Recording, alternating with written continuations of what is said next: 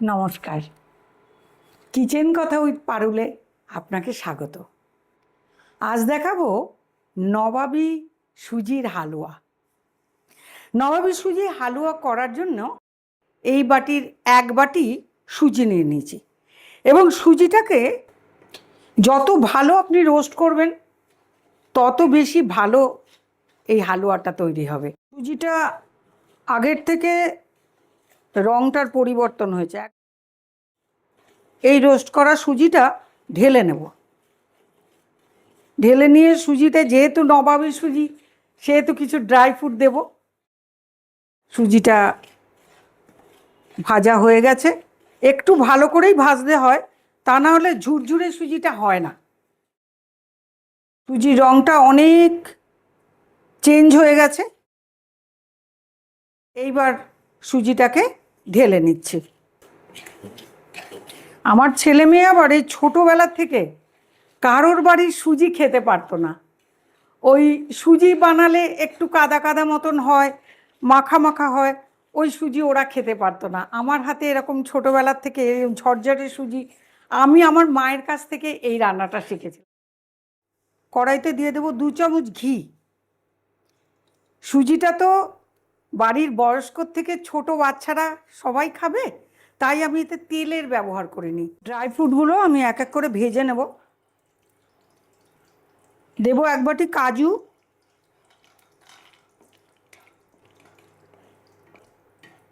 1 বাটি দেবো কিশমিশ,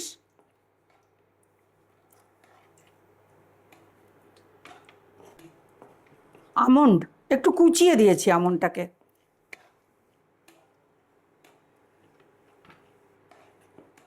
ড্রাই ফ্রুটগুলো আমার ভাজা হয়ে গেছে, এবার আমি ড্রাই ফ্রুটগুলোকে নামিয়ে নেব। প্রথমেই কয়েকটা ছোট এলাচ একটু হালকা রোস্ট করে নেব।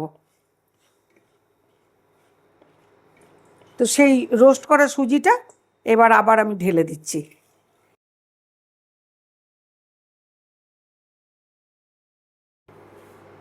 মনে করে এই আঁচটা খুব কম করে নিতে হবে, হ্যাঁ, বেশি আঁচ হলে পুড়ে যেতে পারে।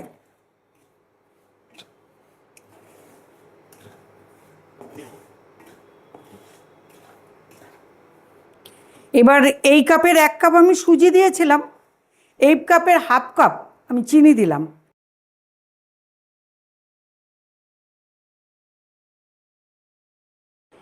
এবার যে কাপে সুজি নিয়েছিলাম, যেহেতু এটা নবাবী সুজি, আজকে আমরা জল দিয়ে করব না, সুজিটা দুধ দিয়ে করব। দুধ একটু গাঢ় করে নিয়েছিলাম, সেই দুধের ½ কাপের একটু বেশি দুধ দেব।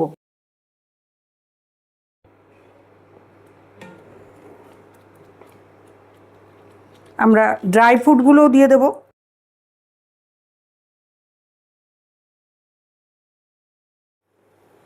খুব ভালো করে নাড়াচাড়া করতে হবে।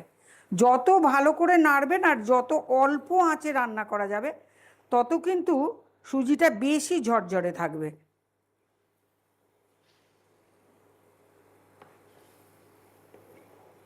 এইটাই এই রান্নার একটা ছোট্ট টিপস।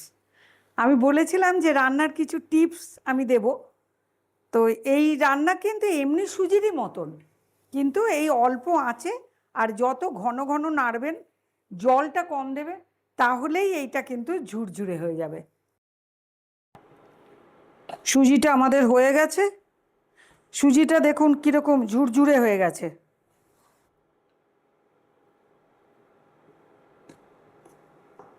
যত নাড়াচাড়া করা যাবে সুজিটা ততই ভালো থাকবে।